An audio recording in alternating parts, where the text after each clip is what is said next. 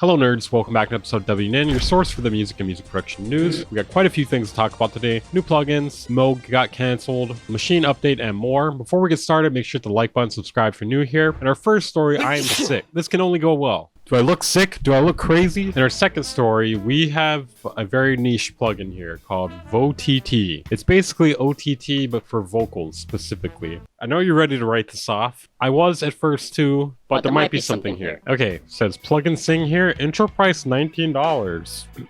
I can't even be mad at that. Can't even be mad at that. Pretty familiar UI here. It's OTT, but with extra knobs. From what I can tell, what makes this different is it has more bands, and they're separated in areas that you would for vocals as opposed to any other sound. You know, this has air, presence, warm, body, whereas usually OTT is just, you know, lows, mids, highs, and those are where the cutoffs are and you can't change them. Now, technically you could make this with your own multi-band compressor, so this is not something completely new. It's just something focused on something extremely niche. Some of you may say OTT on vocals, that sounds insane.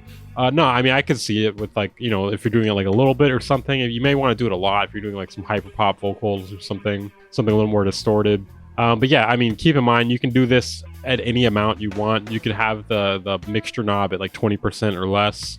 You can have the amount turned down. One thing I'm curious about is whether or not it's linear phase. It being linear phase is going to be kind of crucial here with the mix knob. So yeah, it's $19 and there's a free trial. I'm sure a majority of you already know. OTT is over-the-top compression. It's a pretty popular effect, especially in electronic music. Don't really know what else to say about it. All right, we're going to check out some demos.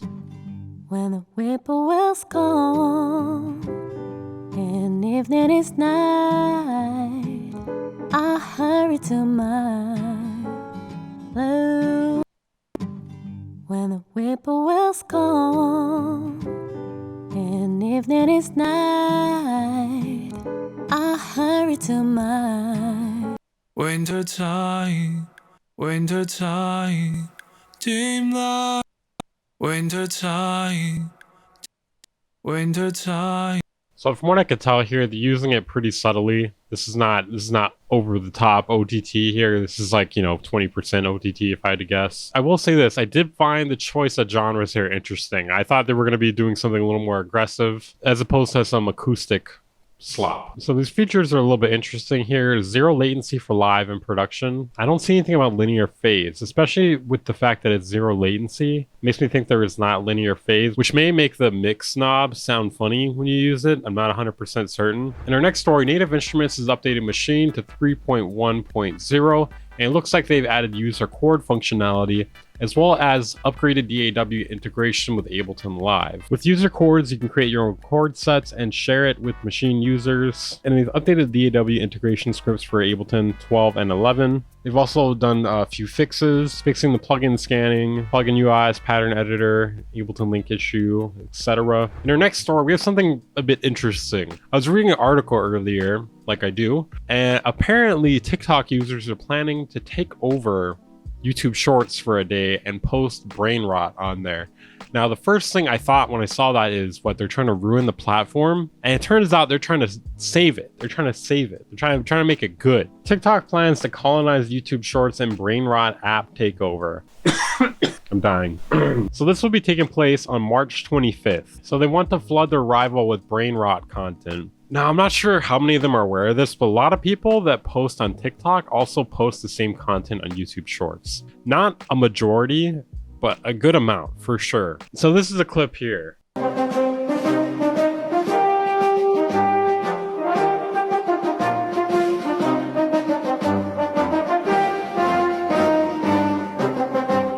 I mean, it only has 50,000 likes. When I say only, though, I mean, obviously it's a lot, but I mean, for something where you're planning to colonize another platform, you know, that's not really that many. So dislike and report a cringe video, that's not going to do anything. Dislike and report a cringe comment, that's not going to do anything. Reply with bot emoji on the comment. Spread use of TS, PMO, and ICL. I don't know, maybe I'm just like on the internet too much, but I feel like these are used on like every platform. Maybe not as much on YouTube, but for sure on Twitter. I see this on Twitter a lot. All this crap. I see all this crap on Twitter a lot. Really stupid idea. We'll see how far this really takes off. Let me see if there are any good comments here. There might be some. Unemployed versus iPad kids war. True. Yeah, I gotta say, this is like the most unemployed shit I've ever seen. Why? What is the point of this? How is this, like, are they trying to hurt YouTube Shorts or are they trying to make it better? I really can't tell. What is the point of this? What is, anybody?